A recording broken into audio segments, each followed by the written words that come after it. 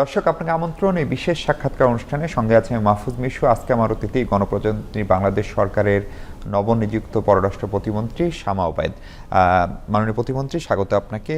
আপনি বাংলাদেশের প্রথম নারী পররাষ্ট্রমন্ত্রীও বটে এবং আপনি আসলে রাজনৈতিক পরিবারের সন্তান। মানে আপনি নিজে দলের একটা বড় পদে এখনও আছেন এবং আপনার একটা পারিবারিক রাজনৈতিক ব্যাকগ্রাউন্ড আছে। সেই জায়গা থেকে আপনি সংসদ সদস্য নির্বাচিত হয়ে এরকম একটা মন্ত্রণালয়ের প্রতিমন্ত্রী হলেন। আপনি এই কয়েকদিন নিশ্চয়ই কিছু গ্রাউন্ড ওয়ার্ক করেছেন। করার পরে এই পররাষ্ট্র প্রতিমন্ত্রী হিসেবে যদি জিজ্ঞেস করি যে শামা ওবায়দ এমপির প্রথম চ্যালেঞ্জ কি, আপনি কি বলবেন? ধন্যবাদ আপনাকে। অবশ্যই আমরা একটি বিশাল জার্নির মধ্য দিয়ে বাংলাদেশ এখন গণতান্ত্রিক পথে হাঁটছে। পররাষ্ট্র মন্ত্রণালয় যে কোনো দেশের জন্য একটি গুরুত্বপূর্ণ মন্ত্রণালয়। এইটা মিনিস্ট্রিটা এমন একটা মিনিস্ট্রি যার মাধ্যমে সারা পৃথিবী বাংলাদেশকে দেখে। সেই জায়গাটা থেকে বিচার করলে মিনিস্ট্রির দায়িত্ব অনেক। গত 17 বছরে যে সরকারটি ছিল অনেকভাবে কিন্তু বাংলাদেশের বিভিন্ন তাদের পররাষ্ট্র ক্ষেত্রে সিদ্ধান্ত, অন্যান্য ক্ষেত্রে সিদ্ধান্তের কারণে কিন্তু বাংলাদেশকে অনেক জায়গায় কিন্তু ব্যাকফুটে যেতে হয়েছে। নতজানু ভাবে তাদেরকে বাংলাদেশকে থাকতে হয়েছে, বাংলাদেশের মানুষকে থাকতে হয়েছে। সেটা আপনি রোহিঙ্গা সমস্যা থেকে শুরু করে বাংলাদেশের যে কোনো জাতীয় ইস্যু যেটা বহির্বিশ্বের সাথে রিলেটেড, আমরা দেখব যে সেখানে কিন্তু বাংলাদেশের স্বার্থ, বাংলাদেশের মানুষের স্বার্থ বিঘ্নিত হয়েছে। তো এখন বাংলাদেশ জাতীয়তাবাদী দল যে সরকার গঠন করেছে, বাংলাদেশ জাতীয়তাবাদী দলের সরকারের বা বর্তমান সরকারের প্রধান লক্ষ্যই হচ্ছে যে বাংলাদেশকে আবার সেই জায়গায় নিয়ে যেতে হবে যেখানে বাংলাদেশ মাথা উঁচু করে দাঁড়াবে। বাংলাদেশ মানুষের স্বার্থ রক্ষা করে আমরা সকল দেশের সাথে আমরা ওই সম টার্মস অ্যান্ড কন্ডিশনসে আমরা কথা বলবো। এবং আমাদের মোটো, যেটা আমাদের মূলনীতি এই সরকারের, যে বাংলাদেশ ফার্স্ট, সবার আগে বাংলাদেশ, ওই কনসেপ্টটা মাথায় রেখে আমরা আমাদের অর্থনীতি, সমাজনীতি সব কিছু আমরা ডিসাইড করব। সেটাই এখন আমাদের ফরেন মিনিস্টারও কিন্তু একই দর্শনে আমরা আগাচ্ছি। একটা জিনিস সবাই বলে যে পররাষ্ট্রনীতি আসলে কিছু না, সেটা হচ্ছে আপনি অভ্যন্তরীণভাবে কতখানি শক্তিশালী, কতখানি স্ট্যাবল, কতখানি মানুষ ঐক্যবদ্ধ তার উপরে। ফলে যেহেতু একটি নির্বাচন হয়েছে এবং নির্বাচনে বিপুল সংখ্যাগরিষ্ঠতা নিয়ে আপনার দল সরকার গঠন করতে পেরেছে, ফলে সেটি আমাদের যারা ডেভেলপমেন্ট পার্টনার বা অন্য দেশকে একটা সুস্পষ্ট রাজনৈতিক বার্তাও আমরা কূটনীতিতে দিতে পারছি কিনা। গত 1.5 বছর ধরে কিন্তু all our development partners were waiting by the fence. তারা কিন্তু কোনো ডিসিশনে যাচ্ছিল না বাংলাদেশকে নিয়ে। বা there are investors who want to invest in Bangladesh, তারা বাকি they were waiting. যখন ফ্যাসিবাদের পতন হলো তারপর থেকে তারা কিন্তু সকলেই এতদিন একটি সুষ্ঠু নির্বাচনের অপেক্ষায় ছিল। একটি গণতান্ত্রিক সরকার আসবে এবং তারা তাদের পলিসিগুলো সেই সরকারের সাথে আলাপ করতে পারবে এবং ইমপ্লিমেন্টেশনে যেতে পারবে, সেই সময়ের জন্য তারা অপেক্ষা করছিল।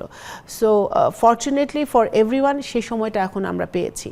একটি গণতান্ত্রিক সরকার প্রতিষ্ঠিত হয়েছে যেটা জনগণের ম্যান্ডেট নিয়ে এই সরকারটি এসছে। তো এই সরকারের প্রধান কাজই হচ্ছে যে ইনভেস্টরদেরকে আস্থায় নিয়ে আসা এবং এই যে ইজ অফ ডুইং বিজনেস, যেটা প্রত্যেকটা ইনভেস্টরের কিন্তু একই কমপ্লেন, একই চিন্তা, একই তাদের ইনভেস্টমেন্টটা সিকিউর হতে হবে।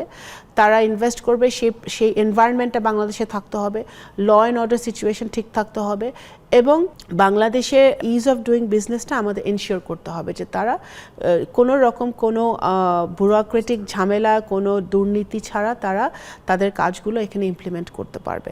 সো সেই আস্থাটা আমি মনে করি বিএনপি শতভাগ তাদেরকে দিতে পেরেছে। এখন যেই কাজগুলো পাইপলাইনে ছিল সেই কাজগুলো কিন্তু এখন আমরা এগিয়ে নিয়ে যাচ্ছি সকল দেশের সাথে এবং নতুন আরও কী ইনভেস্টমেন্ট আমরা করতে পারি আমাদের দেশে, আমাদের সব সেক্টরে, নট অনলি আপনার ইকোনমি, আপনার health, sports, education, culture, energy, সব কিছুতে আমরা কিন্তু কাজ করার একটা বিশাল স্কোপ আছে। IT is a huge sector যেখানে আমরা কাজ করতে চাচ্ছি বিদেশের সাথে। তো এই জায়গাগুলো কিন্তু আমরা একটা ফ্রেন্ডলি পরিবেশ আমরা তৈরি করতে সক্ষম হয়েছি, কারণ Bangladesh is open for business. So we R open. আমরা বাংলাদেশের মানুষের স্বার্থ রক্ষা করে, বাংলাদেশের জাতীয় স্বার্থ রক্ষা করে আমরা সকল দেশের সাথে আমরা সম্পর্ক রাখবো, ব্যবসা করব। সরকার প্রধান 180 দিনের একটা সময়সীমা নির্ধারণ করেছেন এবং বিভিন্ন মন্ত্রণালয় তার আলোকে তাদের অগ্রাধিকার ঠিক করছে। আপনি এবং এই মন্ত্রণালয়ের যিনি মন্ত্রী তিনি নিজেও ক্যারিয়ার ডিপ্লোম্যাট ছিলেন, আগের সরকারেও ছিলেন, ফলে আপনারা এই প্রথম 180 দিন বা 6 মাসের কর্মপরিকল্পনা চূড়ান্ত করেছেন কিনা এবং করলে সেখানে কি অগ্রাধিকার পাচ্ছে? বাংলাদেশ জাতীয়তাবাদী দলের যে ইশতেহার আছে, জনগণের সম্মুখে আমরা কিছু ওয়াদা করেছি, আমাদের কিছু পরিকল্পনা আছে। আপনাদের মনে আছে যে আমাদের প্রাইম মিনিস্টার যখন উনি প্রথম দেশে আসলেন লন্ডন থেকে, তখন কিন্তু উনি বলেছেন যে আই হ্যাভ এ প্ল্যান। এই প্ল্যানটাই এখন ম্যানিফেস্টো আকারে আমরা পেশ করেছি এবং এই ম্যানিফেস্টোটা বাস্তবায়ন হচ্ছে ফরেন মিনিস্ট্রির একটা নাম্বার 1 প্রায়োরিটি। এবং সেই ম্যানিফেস্টো বাস্তবায়ন করতে গেলে আমাদের সব কিছু চলে আসবে, বিদেশের সাথে সম্পর্ক থেকে সব কিছুই কিন্তু চলে আসছে। তো এই ম্যানিফেস্টোটাকে আমরা কিভাবে বাস্তবায়ন করব, জনগণের স্বার্থে আমরা কিভাবে কাজ করব, সেটাই আমাদের ফার্স্ট প্রায়োরিটি। আরেকটা জিনিস হচ্ছে আমাদের দুটো প্রতিবেশী, একটি মিয়ানমার আর একটি ভারত, দুই দেশের সঙ্গে আমাদের অনেকগুলো চ্যালেঞ্জ আছে। আপনি আগেও বলেছেন সেই চ্যালেঞ্জ মোকাবেলা করার রাস্তা আপনারা খুঁজছেন। বিশেষ করে আমরা দেখছি যে ভারতের সঙ্গে বাংলাদেশ ভিসা ওপেন করেছে, প্রায় 18 মাস বন্ধ থাকার পরে বাস সার্ভিস চালু হয়েছে। ফলে এই সম্পর্কটাকে আপনার সরকার কিভাবে দেখছে? এবং অন্তর্বর্তী সরকার স্বীকার করেছেন যে তারা একটা ওয়ার্কিং রিলেশন করার চেষ্টা করে ব্যর্থ হয়েছেন। সে জায়গায় আপনারা কতখানি আশাবাদী? ভারতের প্রধানমন্ত্রী আমাদের প্রধানমন্ত্রীকে আনুষ্ঠানিকভাবে কংগ্রাচুলেট করেছেন, তিনি সফরের আমন্ত্রণ জানিয়েছেন। এইসব পরিপ্রেক্ষিতে জানতে চাই। You cannot avoid or ignore your neighbor even if you want to. So Bharat আমাদের পড়শি, ভারতের সাথে আমাদের সম্পর্ক থাকবে সমতার ভিত্তিতে, আমাদের মিউচুয়াল আন্ডারস্ট্যান্ডিং, মিউচুয়াল রেসপেক্টের ভিত্তিতে, এবং সেটা আমরা very clearly we have reiterated this point. So BNP Sarkar BNP যতবারই সরকার গঠন করেছে এর পূর্বে, বিএনপি কিন্তু সবসময় ভারতের সাথে এবং আরও অন্য যে সকল আমাদের নেইবার আছে, নেইবারহুডের সকলের সাথে কিন্তু আমাদের সবসময় সম্পর্ক ছিল, বাট সেটা ছিল আমাদের মিউচুয়াল রেসপেক্টের ভিত্তিতে। আমার দেশের একটি মানুষেরও স্বার্থ বিঘ্নিত হয় এমন কোনো কাজ বিএনপি সরকার করবে না, কোনো দেশের সাথে সেই টার্মসে যাবে না। তো এটা we have made it very clear. So এবং সেটা আই থিঙ্ক ভারত সহ আর অন্যান্য দেশেরও সেটা রিয়েলাইজ করতে হবে। ওপাশ থেকে কি বার্তা পেয়েছেন এটির পরে? ওনারা কি দিবেন সেটা ভারত জানে, ভারত সরকার বলতে পারবে, কিন্তু ভারতকে আমরা এই বার্তা দিয়েছি এবং আই থিঙ্ক ভারত সেটা মানা করে নাই, ভারত গ্রহণ করেছে। What about Myanmar? Myanmar has whole different issues with Myanmar. আমাদের বাংলাদেশের এখন আমাদের যেই মেইন বর্ডার ইস্যুসগুলো আছে মিয়ানমারের সাথে, সেটা resolve, it's not only a diplomatic problem, it's a political problem. So it will take time.